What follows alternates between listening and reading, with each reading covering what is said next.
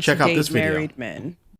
And this whole idea of, when you have a wedding ring on, it acts as a magnet. It does. It works. It does. I've literally felt that. It's like, okay. And I think for some, it symbolizes that I can commit. Yeah. Maybe. Well, do you know what I found when I speak to women, and I have no judgment with my clients. They come to me and it's a completely safe space. So I meet a lot of women that date married men. And the main thing they find, the allure of a married man is essentially he dates completely different to a single man. And he's sexually completely different to a single man and way better according to their to their feedback.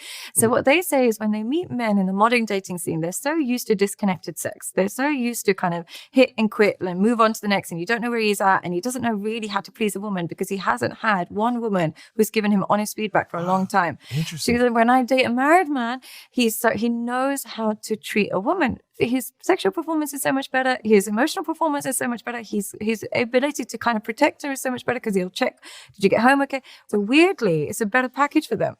Research shows that single women are more attracted to men who are in relationships. Until you can't just get because that they're attracted to them doesn't mean that they are trying to get with them.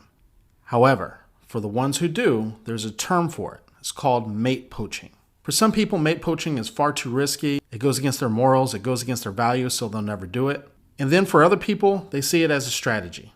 Research suggests that 10 to 20% of all new relationships start from mate poaching. And not only that, but mate poachers and people who are susceptible to mate poaching share a lot of the same characteristics. Mate poachers versus non-mate poachers tend to score very highly on the narcissistic spectrum. So then you might be asking yourself, how does someone entice someone who's already in a committed relationship into a situation where they're actively trying to leave their wife for a new woman? This can come in a lot of different forms, some that won't surprise you, like being flirtatious, direct advances, and then other things that might surprise you, like emotional manipulation, and doing things to undermine the current relationship. Because once a mate poacher hears a vulnerability in a relationship, they're going to exploit it. Any dissatisfaction that they hear from their target, they're going to use that as an opportunity to undermine the relationship. If this video resonates with you and you're interested in building better relationships, comment the word growth down below and I'll send some resources to your DM. That's why I love my side women. Yeah, send the resources. They're Is all he really? narcissists. I don't know, I'm just like probably gonna send you a link to his ebook. You gotta pay for some. Depends on what word you put in his in the reply back. I mean, yes. It makes sense. I mean, shit. It definitely makes sense. It definitely does. The only thing is, like, I can see a woman being like, oh my gosh, he's so established and he can give me all this protection and all of this, blah, blah, blah. But then he's still going home to somebody else, though. So you love all that for what?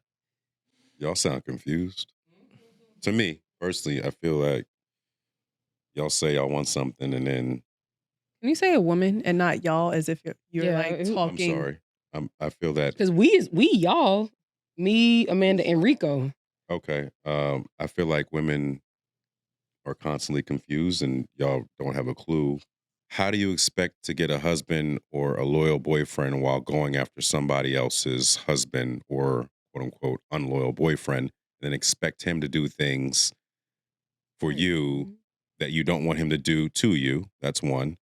Two, what? Like, this shit just don't make no sense. It's like you that too? What? Yeah, two was like, what? Like, I never, it's confusing. And I always feel like, in that whole wedding ring thing, this is my thing. Wait, the $6,000 thing? No. No. They said that the wedding ring is like a magnet. Okay. Oh, okay, I got you. So that's cool.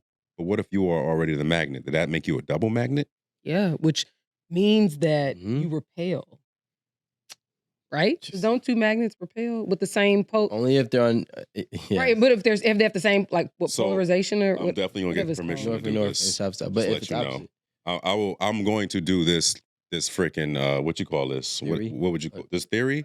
Experiment. Absolutely, and you know what? And I'll be allowed to, and I'll explain to my girlfriend. Right, we'll go out together because I have a completely different theory because I've never tried the ring on. All right, well, perfect. So do one with both, right? Experiment with. I was gonna let him live with two different bands, the black one, and then the diamond one, Okay. I'm just curious to see if you attract different type of women for each. Because for me, it'd be like, if my shit, all right, you better not come over here with just some regular old pussy. Like, you better, you know what I'm saying? You better do more for me. Because I feel like listening to this, women will look for, and we're talking about a man in a relationship, they'll look for the vulnerability. They'll look for the weak spaces. They'll look for the point, the void that they can fill. Which is the regular band. The regular band, he might be like, okay, you know, but he got some shit on. They want you more. His wife might be spending on him too. You know what I'm saying? Like, okay. You feel what I'm trying to say? All right. No, I got you. I literally just proposed a theory the other day, and I was like, if you were out with your girl and she is just all over you or like, you know, showing you love, affection, whatever, I think women want to see that and be attracted to that. Like, why is she doing that with him? As opposed to like, y'all are out arguing. She was like, he looked like he wasn't shit. Really? I think it's the opposite. Like arguing ass niggas. Like, No, this look like an easy poach. Listen, when I was in, quick story, when I was in law school, matter of fact, I literally talked to this friend on the way here today. He's like part of our like law school friend group. He would be like, Aaron, let's go hang out. Let's go eat some crawfish or something. I'd be like, shit, you paying? Ooh. And he like, I would hear him like talking to his friends like, yeah, it's just me and Aaron up here. Such and such is coming up here to meet us. I said, I don't even need to be here if such and such is coming. They were like, hey, women attract women. So sit down, enjoy yourself, have a good time. We gonna have some drinks, eat and kick it. Like it's literally, I'm literally just there to, or whoever is wherever we're going. I think one time we were at like this restaurant called like Walk On, just popular in BR. And we're just hanging out at the bar. Huh? Oh, yeah, just hanging out at the bar. Just literally just like running jokes and probably complaining about professors. I don't know. But I'm literally there. And he said this straight to my face. I'm literally there just so like it will attract other women. I was like, all right then. Let me know if we linking next Thursday. It makes sense. I think women like to see men be able to be out with a woman and not be on top of her and not be like overly like touchy, flirtatious. So if I can just, you know, chill with you, it allows her to think like, oh, well, he can just be chilling and he's not, you know, like doing the perv, the creep. Yeah, he's not doing the most. Like he can have a good time. But I mean, unless women are into that, because if they plotting on you, then they're like, I like that in a man. Like, that's what I'm saying. Yeah. If he's my boyfriend, I want him to be on me like that. So if that's the kind of man he is, all right, I'm gonna stand by. I'm gonna wait for that little situation to be done.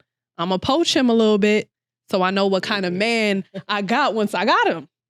I'm not saying for me. I'm just saying that's what they be thinking.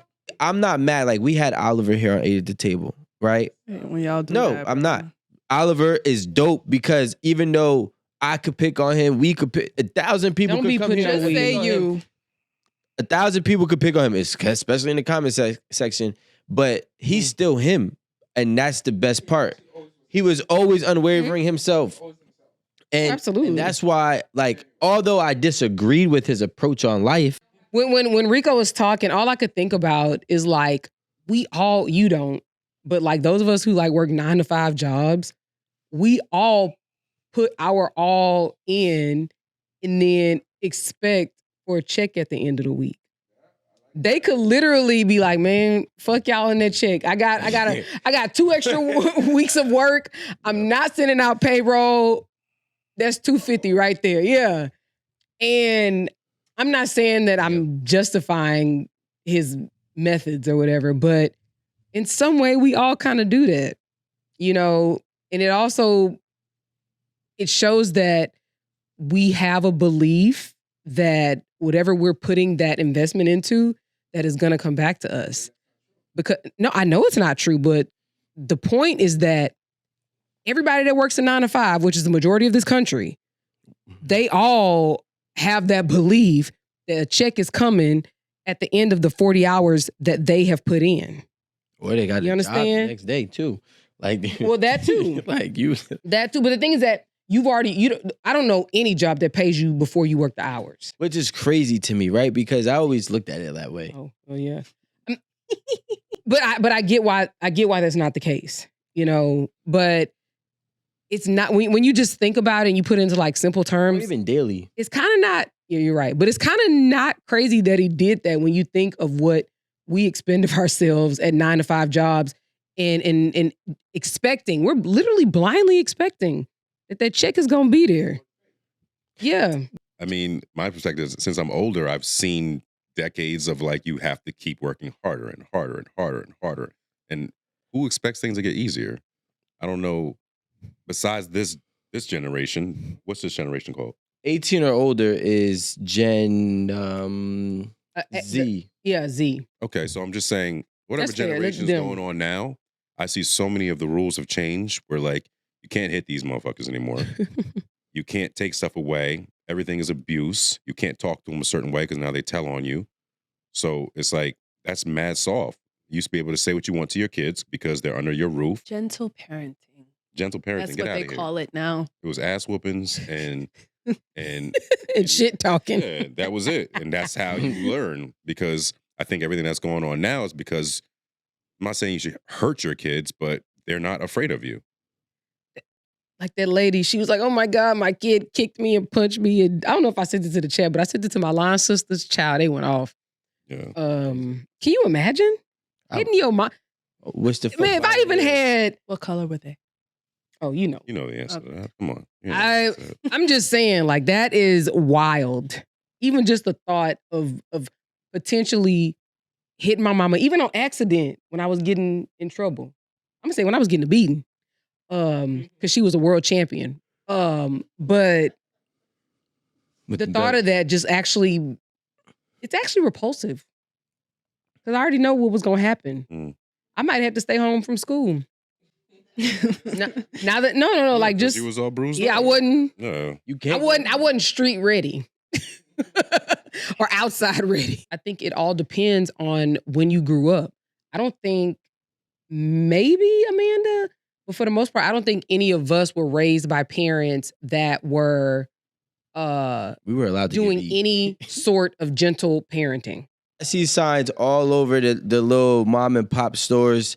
Only 2 kids allowed at a time, to a point where they got somebody when school is out. They stand by the door, I've seen that. and they only letting 1 or 2 of them in, and all these little kids been congregating in front of. I'm like, God damn, it's like relax.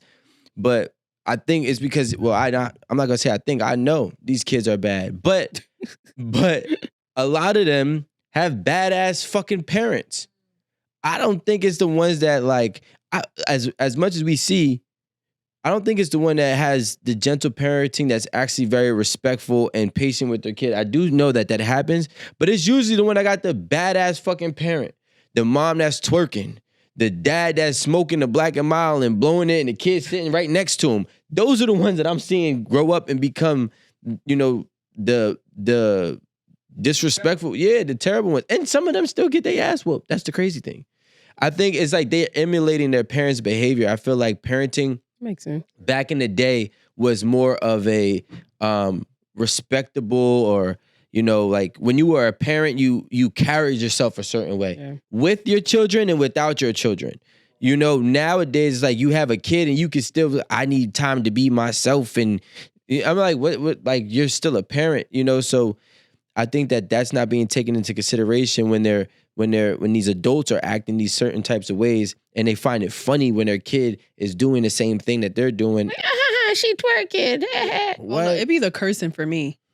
Yeah. See, cursing, I could low-key deal with, depending, like, I could deal with the correction process, right? But no, it'd be the parents laughing, like recording their kid because they just, because the parents want to go viral. Look, I want to go viral off my kid too, but I'm trying to go viral off my kid just doing what I do. Boundaries, perspectives, stuff like that. I work hard. I don't want to go viral off my daughter because she's twerking and she knows how to do the Glorilla dance. I don't even know if Glorilla has a dance. I'm just saying. Like, but that's the thing. And the boys are the same way. You know what I mean? Like, yeah, I feel like with Marie, it's easy for her to talk to her she kid. be manipulating them. Parents lie to their kids all the time. Nah, she don't lie. She manipulate. My belt is the manipulation. You know what I'm saying? If I say I'm about to get the belt, all shit stops. You know, Pow pow. yeah, that shit. And then if they keep on pushing, them kids push your fucking limits. You be like, all right. And some days you let them get off a little bit because you're really in a good mood. But then you start that line, you get up, you start walking to the dresser. I start seeing tears drop. Oh, no. It's too late now. It's too late. I done gave you. Yeah, I was like, you done already got up. You done put it in your mind. You finna. I ain't gonna lie. Ain't nothing worse than getting that threat of a beating in the morning before school. Like your booty feel like heavy all day long. Your booty feel. Because you already know. Doing before school. I mean, I guess you did something and then you got to catch the bus. So you can't miss your bus, but you try to run. No, and no, you might be like, your booty heavy. Your booty feel heavy. See, I told you my mama was a champion. In real talk, I didn't even get the championship stroke. My brother did. Like, what are y'all doing to piss that lady off in the morning before school? Like, it was bad as hell. Fight, like I wasn't even bad. They were. Yes, they were. No. Arguing about shit. Don't look at me. My brother was bro, bad. shut the fuck up. Like, why are they just arguing over nothing? I don't even remember being that active in the morning. I'm literally walking around getting dressed for school like this. What are y'all doing? What? I said I'm walking around getting ready for school like this. I didn't say anything about drugs. Sorry. I don't know. I was just making a point that I don't know. Maybe we should make beatings acceptable again. I got a D, right? And I got thrown through the walls. Pause. Crazy. I got a D on my report card, and I will never forget it. No, that's fair. So I got a D on my report card, and mind you, I was always an honor roll student. First of all, there was you had a D. So no, honor roll students don't be making D's. Nah, but that one semester, I said to my mom, I got it. I don't need you to check my homework. I don't need you to breathe down my neck. I'ma do it.